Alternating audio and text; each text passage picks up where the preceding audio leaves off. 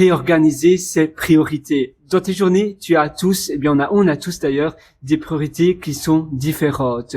Certaines personnes ont l'impression d'être toujours super occupées, ils ont l'impression d'être toujours busy, donc avoir plein de choses à faire non-stop simplement parce que, elles n'organisent pas bien leurs priorités, ne savent pas ce qui est plus important pour elles ou pas. Et en réalité, dans ta vie, on a tous des priorités différentes et tu dois être OK, tu dois être d'accord et fine, donc te sentir bien avec les choix que tu as pris. Évidemment, tes priorités peuvent changer, mais tu vas te dire, par exemple, la semaine prochaine ou bien le mois qui vient, ma priorité numéro 1, c'est mon business. Si tu as un business ou un side business, si tu veux écrire, ça c'est ta priorité numéro 1. Ta priorité 2, peut-être ça va être la famille. Donc, toujours, s'il y a un choix à prendre, tu sais que ton business va passer avant que ta famille parce que tu te dis, ça c'est ma priorité numéro 1. Donc, quand tu as un choix à prendre, au moins si tu fonctionnes par priorité, tu sais quelle chose passe avant l'autre. Et puis après, le mois d'après, peut-être que ça va être ta famille ou autre chose. En agissant de cette sorte, tu vas pouvoir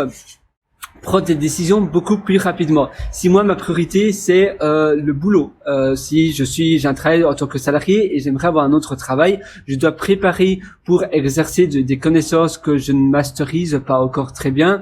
Je vais me focaliser pendant une semaine peut-être à apprendre ces nouvelles connaissances. Je vais suivre des cours et autres. Ça va être ma priorité numéro 1. Mes dépenses vont aussi aller de manière prioritaire dans cette chose-là parce que j'ai décidé que ça soit ma priorité numéro 1. Si mon business est ma priorité numéro 3, je dois pas m'attendre à passer trop de temps sur mon business et avoir des choses, peut-être des chiffres trop florissants parce que je vais passer les priorités 1 et 2 avant mon business.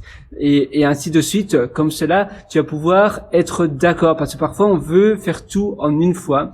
On veut que toutes les choses soient priorité numéro 1 et on sacrifie parfois, on se sent un peu mal de faire passer notre famille après ou bien notre vie personnelle après ou bien passer du temps avec tes parents ou passer du temps avec ta copine ou ton copain.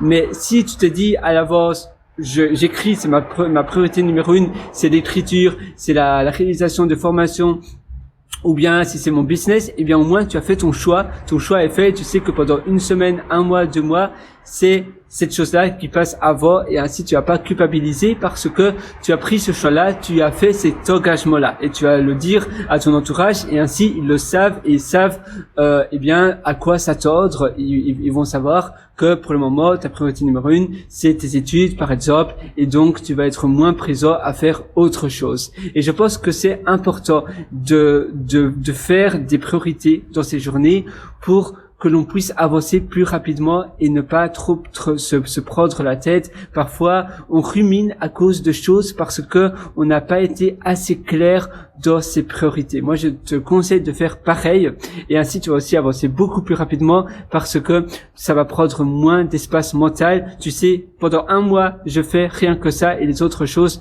passent après. Voilà, c'était simplement une petite vidéo, simplement pour te parler des systèmes de priorité et pourquoi tu devrais aussi utiliser un système de prioritisation. À très bientôt dans une prochaine session. Ciao.